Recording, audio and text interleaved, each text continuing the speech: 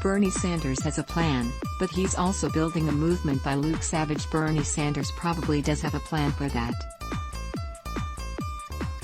But he also has something more important, a willingness to name the enemy and mobilize a mass movement to get those plans through.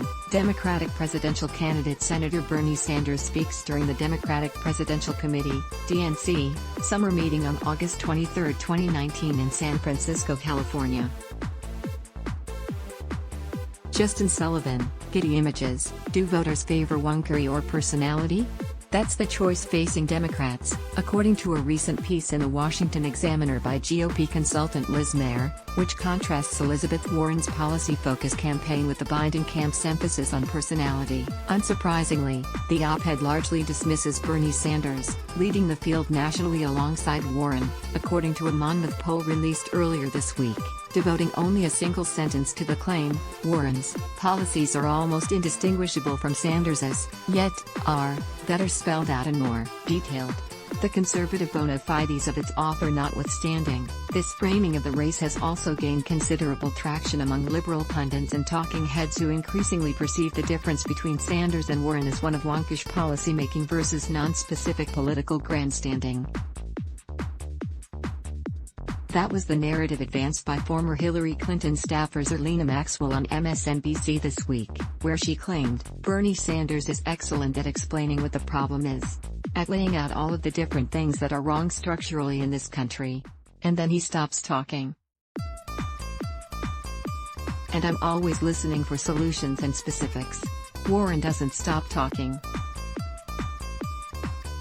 It's a puzzling narrative, to say the least, given the many proposals released by Sanders and his campaign, no less expansive and detailed than those floated by Warren. In the past 10 days alone, the Vermont senator has unveiled plans for a $16.3 trillion Green New Deal designed to transition the U.S. economy to renewable energy by 2050, and a comprehensive workplace democracy initiative that aims to empower American workers and strengthen trade unions.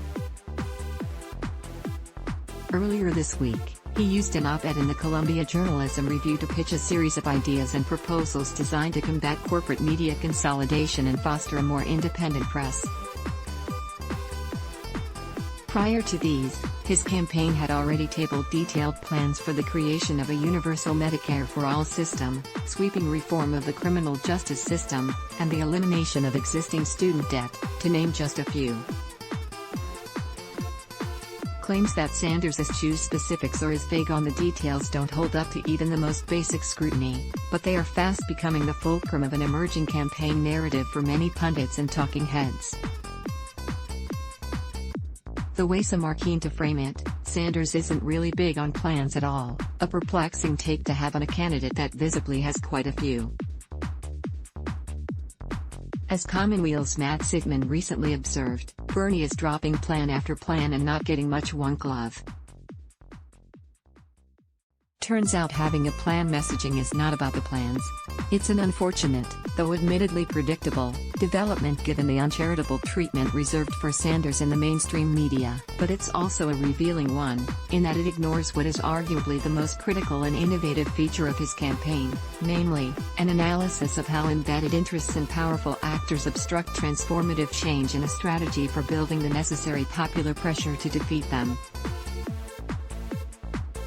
The details or mechanics of various policy initiatives aside, what's at stake in the 2020 election cannot ultimately be summed up in the form of plans or whose campaign has the most of them. Given the number of candidates in the running, the presidential field hardly wants for policy ideas as it is. There are plenty currently on the table, some of which are good and many of which are bad. But, as the Obama presidency demonstrated, any Democrat entering the White House will face a host of obstacles even when they wield the legislative majority and bend over backward to find consensus and reassure corporate America of their moderate intent. No matter what the composition of the next Congress turns out to be, even the most lukewarm of plans will inevitably be opposed by oligarchs, business interests, and the innumerable lawmakers who receive bottomless donations from both. In that reality, the only viable course for those seeking sweeping and necessary political change is direct confrontation with these interests and the mobilization of massive popular pressure as a counterweight against them.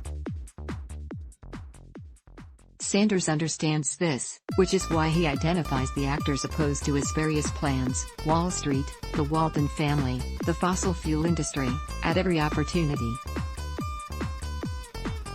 It's also why his campaign has gotten directly involved in frontline struggles like teachers' strikes and even used its resources to direct supporters to pickets. When Sanders talks about building the movement, it's not mere branding or political window dressing, but rather the strategy underlying all of his plans and policies made explicit. Specific nuts and bolts of policy ideas or the merits of different proposals aside, this theory of political change is what most distinguishes Sanders from the rest of the Democratic field. As he himself put it at the end of the first televised debate in June, "I suspect people all over the country who are watching this debate are saying, 'These are good people, they have great ideas.' But how come nothing really changes? How come for the last 45 years wages have been stagnant for the middle class? How come we have the highest rate of childhood poverty? How come 45 million people still have student debt? How come 3 people own more wealth than the bottom half of America?"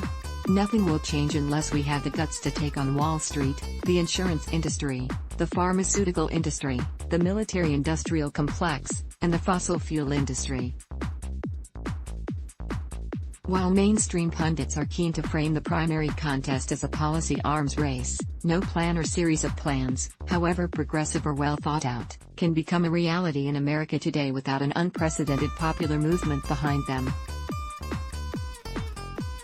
That's because the most pressing issues facing Americans are less puzzles to be solved than they are injustices to be overcome, not by way of plans alone, or by the election of any single candidate as president, but through large-scale popular organization and mass action from empowered citizens and workers. Sanders, unique among those seeking the Democratic nomination, makes this explicit with his favorite campaign slogan, "Not me. Us. Let's block ads." Why?